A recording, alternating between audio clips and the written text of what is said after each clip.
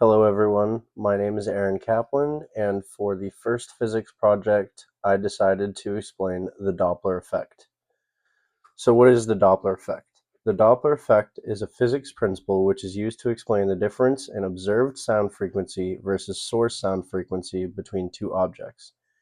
Usually, it is between an observer and a source, where one can be in motion and the other is stationary, or both are in motion. There are different aspects of the principle which include when the observer is stationary and the source is moving. There's the aspect where the observer is moving and the source is stationary. And then there's the last aspect of the principle, which is when both the source and the observer are in motion. Each aspect has its own equation which provides us with the frequencies relating to its own scenario. When an observer is stationary and the source is in motion, we use this equation. It is the frequency observed is equal to the frequency source multiplied by the velocity of sound waves over the velocity of sound waves plus or minus the velocity of a source's speed. When the source is stationary and the observer is in motion, we use the equation frequency observed is equal to the frequency source multiplied by the sound wave velocity plus or minus the velocity of the observer over the velocity of a sound wave.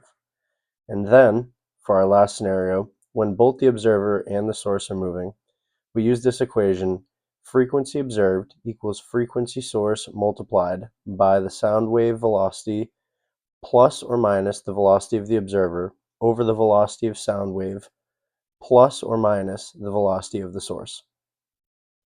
The plus or minus is determined by the direction of sound in relation to its opposing end.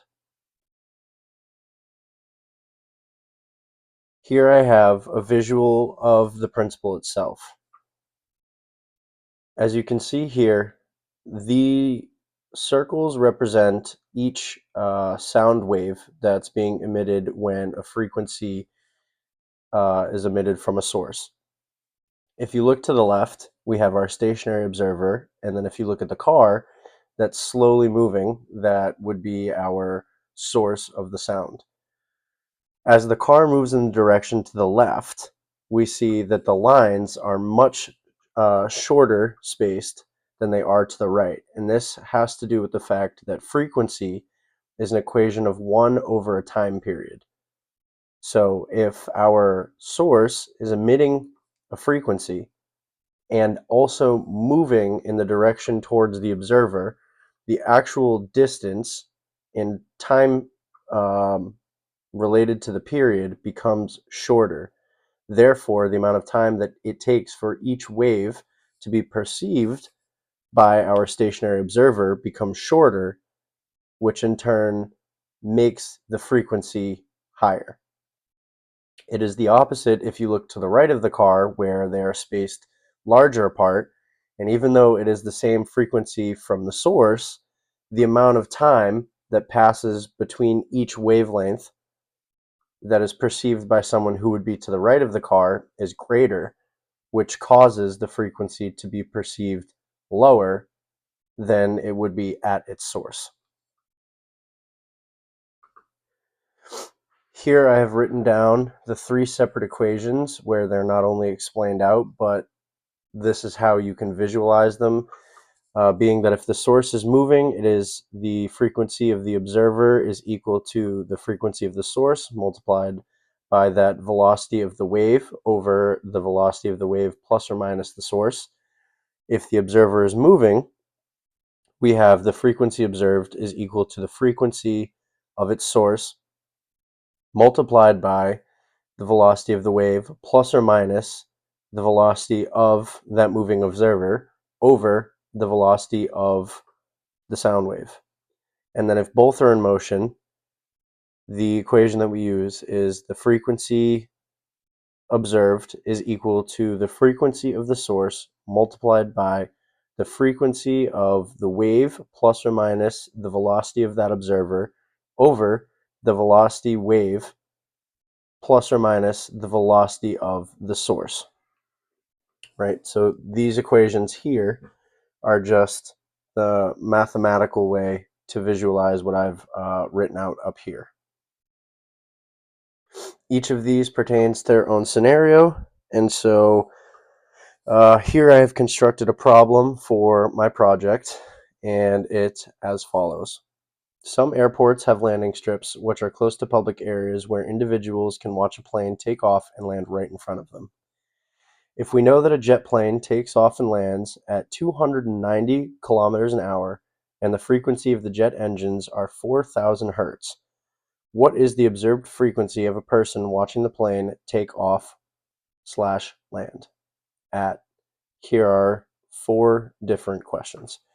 A, as the jet plane approaches the observer. B, as the jet plane passes the observer. And C, what is the difference of frequency as the plane approaches and passes the observer? Then finally, we have one more question, and that would be, what frequency do the people on the plane experience as the plane passes the observer that is on the ground? We know for this problem that the observer on the ground is stationary and the source is moving, so we will use our first equation to calculate. Another note that I want to make is that here, most of what we calculate is in meters per second. So 290 kilometers an hour is equal to 80.5 meters a second. And now we can use our equations here and we can plug them in because we have every other piece of information that we need to solve from our scenario. So let's start with A. If we note that we are looking for the frequency of the observer as the plane approaches, we write our equation as this. F of the observer is equal to the frequency of the source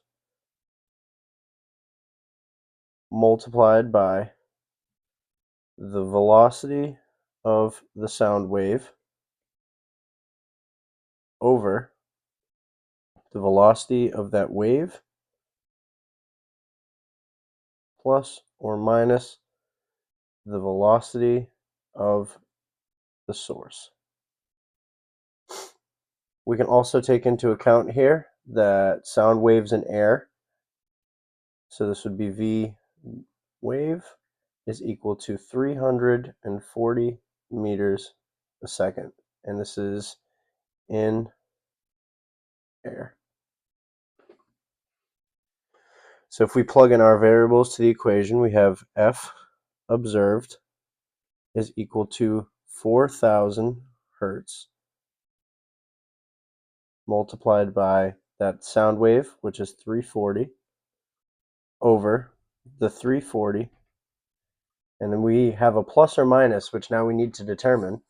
In order for this frequency to be higher, as we know from the diagram that as it approaches, it's a higher pitch because the wavelength is shorter, we know that we have to subtract from this bottom number to get a number greater than 1. So we're going to subtract 80.5. So if we do this math out, here we have 340 minus 259.5, right? And then, this would be 340 divided by 259.5. And that gives us a result of 1.31. So now we multiply that 4,000 by 1.31, and we have a final answer of 5,240.84 hertz. So as the plane approaches, we know F observed is equal to 5,241 hertz. right?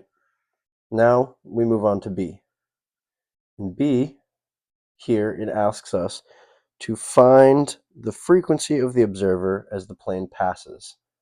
So we use that same equation and we plug in our variables. We have F observed is equal to the source frequency, here in this case is 4,000, multiplied by 340, the velocity of our wave, over that 340 again. And remember, in the last part, we had plus or minus. And because we wanted it smaller on the bottom, we subtracted. However, now, as we know that the wavelength gets larger when it passes, we have to add. So we add 80.5, and that gives us a result of 420.5. So now we take that 340 and we divide it by that 420.5, which roughly gives us 808, which is about 0.81. If we plug this now into our equation, we get F observed is equal to 4,000 multiplied by that 0.81, and we end up with F observed is equal to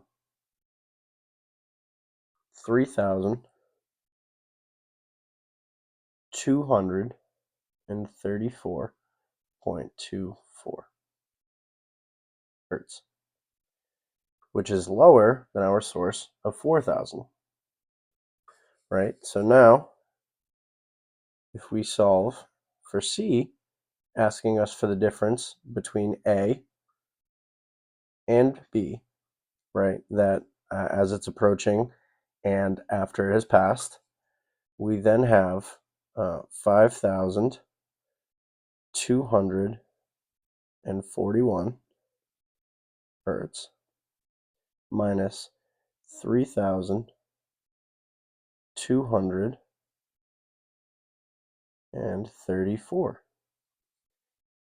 We run that through our calculator real quick. Minus 32, 34. We end up with a difference of 2,700 hertz. 2,007 hertz. This accounts for, if you've ever, in real life scenarios, it can be with cars, it can be with trains, it can be with planes. In this case, it is a plane. You get that noise as something approaches, and as it passes you, it kind of makes that lower pitch noise, and it sounds like, right? As that plane passes by, it's because of the change in pitch.